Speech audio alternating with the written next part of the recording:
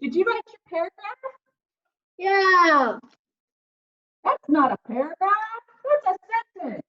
but I don't know what to do. What is that? Oh, Is it a bird? Is it a plane? It's Super Henry, the super writer. Henry, the super writer, had to go save Taya because she was being chased by a Tyrannosaurus paragraph. But I am his trusty sidekick, super writer, and I will be here to help you write an informational or opinion paragraph using a graphic organizer to plan your writing. So, what is our success criteria? I can transfer information from a graphic organizer into an organized paragraph. So we're going to figure out, how do I put things into the graphic organizer, and then how do I get that graphic organizer to look like a paragraph?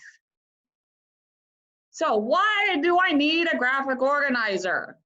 Well, first, they help collect important information from your close reading, all that hard work you did, writing a gist statement about what each section was about, highlighting important details or underlining them, circling words you don't know and finding out what they mean. All of that, you did that hard work, and a graphic organizer helps you organize it into one place.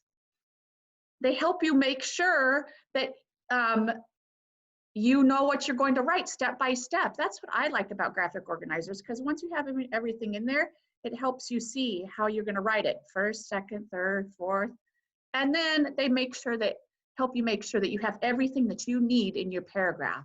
So we're going to practice today.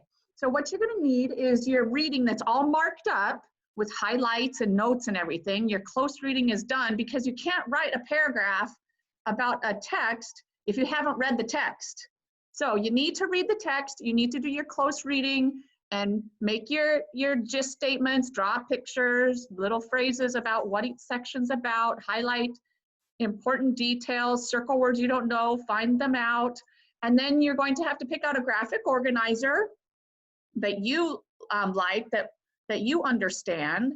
And you're going to need a paper and a pencil to write your paragraph, or your computer to type one.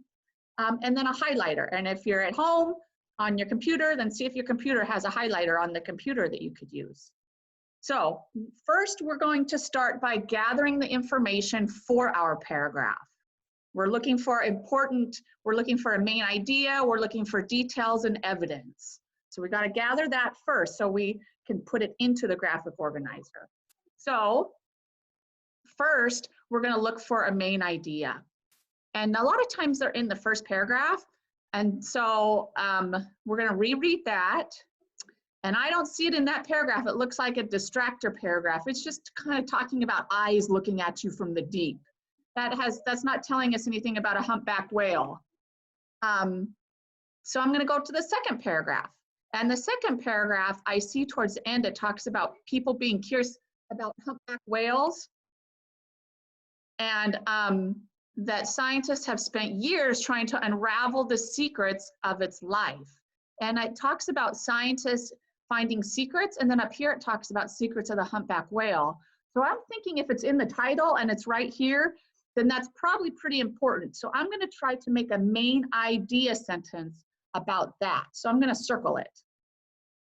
And then next, I need to find my key details that I'm going to talk about. And these texts are really cool because they have these words here, the headings that are in bold. And these bold headings tell us what the paragraph is kind of going to talk about. And so we know that that's probably what our details are going to talk about. So this one talks about a humpback whale. Super Henry needs to go outside for a walk and look for other people to help. I can hear him growl and whine, so he needs to go for a walk and not into the yard. Okay, and so this one's about a closer bond about the mom and the baby. This one's about what humpback whales eat, and this one is about humpback whales migrating. So I'm going to read my bold headings and my gist statements to see if I can come up with some details, some key details. And here, I think this one's mostly about what it looks like. I didn't really feel like I could write very well about this one personally, but maybe that's your favorite one and you want to write about that. So the teacher only wanted 3 key details, so I'm just picking 3. So I'm going to skip that one because I don't feel like I can write about it as well. So I'm going to go to the next one. And I think I can write about what humpbacks eat. So that's going to be another detail. And I feel like I can write about how they migrate. So those are going to be my 3 key details. And now I need to find evidence that talks about that. So what does it look like? I'm going to look for sentences that talks about what a humpback whale looks like, and I'm going to highlight them. Then I'm going to highlight sentences that talk about what a humpback eats. And then I'm going to highlight sentences that I understand that talk about how humpbacks migrate. So we're going to put that onto a graphic organizer. So we're going to take the, in the second paragraph, we circled some information that we thought would help us write a main idea. And so I'm going to take the words that were circled there in my article, and I'm going to make a main idea sentence by using my own words. And in this graphic organizer, I want you to try to make all of the boxes in your graphic organizer in your own words, except for the parts where there's evidence from the text. The parts that's where you fill in evidence from the text, you can do a direct quote. That means we use quotation marks, and you can copy it directly from the text because we're proving what the text says. So we can copy the text. You could also paraphrase here, which means that you're putting that information in your own words. You could do that here too. But in all the other boxes, I want you to try to put what you read in the text into your own words. So I'm going to say humpback whales are interesting mammals, and scientists study humpbacks and have discovered many secrets. So I took some of the words that I had in the sentences in that second paragraph that they've discovered secrets and that the scientists were studying. I took some of those words, but I kind of made it into my own words. And then when we're done making our introduction, I'm going to write about my first detail. And when I read through the information, I saw that they talked a lot about how humpbacks were big. So that's going to be my first detail. And then I went to the one where they eat, and it looked like they talked about a lot about how humpbacks eat a lot. So I'm going to make that my second key detail. And then remember what my third one was? It was about migration. So humpbacks migrate. So now all I have to do is fill in down here with some evidence from the text. And remember, I highlighted some evidence that we're talking about each one of these. So all I have to do is copy them down.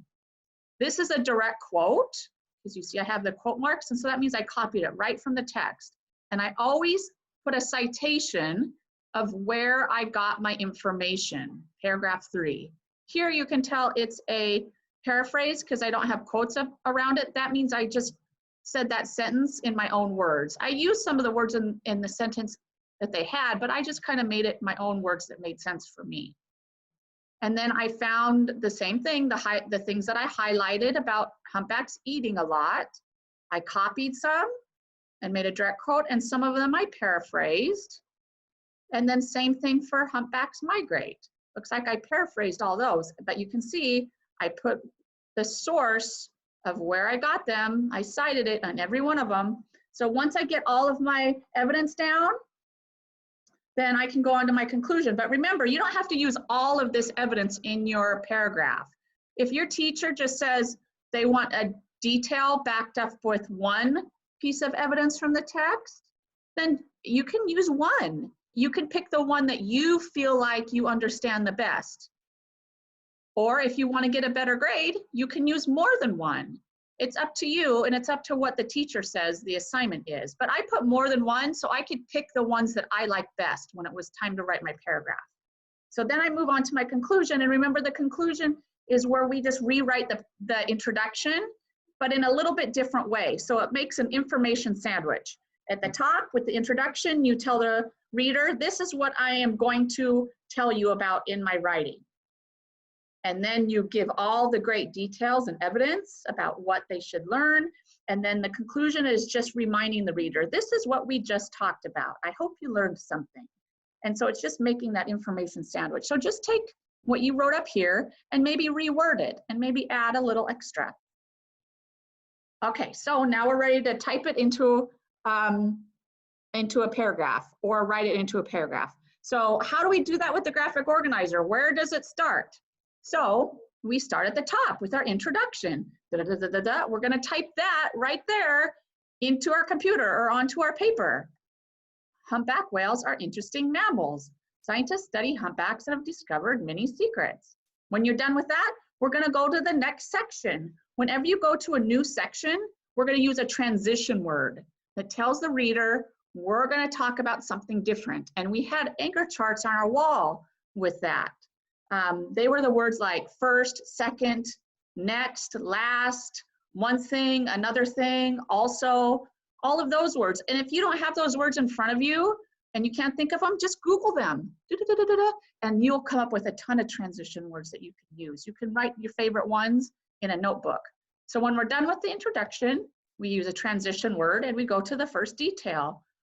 One thing scientists have discovered is that humpbacks are big. There's our first detail. And then we go down and we give our evidence. And we give a transition statement to cite our evidence. In paragraph 3, it says, and then you write down what it said in the book. And then if you want to use another piece of evidence, then use another piece of evidence. When you're done, go to the next detail when you're typing or when you're writing. And if we go to the next detail, we use a transition word. Another thing that scientists discovered was humpbacks eat a lot. And then we cite our evidence. In paragraph 7, it says, and then what does the text say? Type it out. And then if you want to use more than one piece of evidence, then keep on going. When you're done, go to the next detail by using a transition word. Also, scientists discovered that humpbacks migrate. And then we're going to cite our evidence. In paragraph 9, it says, and then write what the text says. And then when you're done typing out your evidence, again, you can just use one piece of evidence, pick your favorite one, or you can use multiple, depending on what your teacher says. And then we're ready for our conclusion when we're done with that. And so remember the conclusion, we just rewrite our introduction in a different way. There are many interesting secrets about humpback whales. They are really big and they eat a lot and they also migrate long distances. And when we're done, it looks like this. Voila! Oops. So here is our introduction. Here is our transition word. Here is our first detail in purple. Here is our citation of evidence. Here is some evidence. I only chose one piece of evidence for this paragraph. And then I went on to another transition word to the next detail.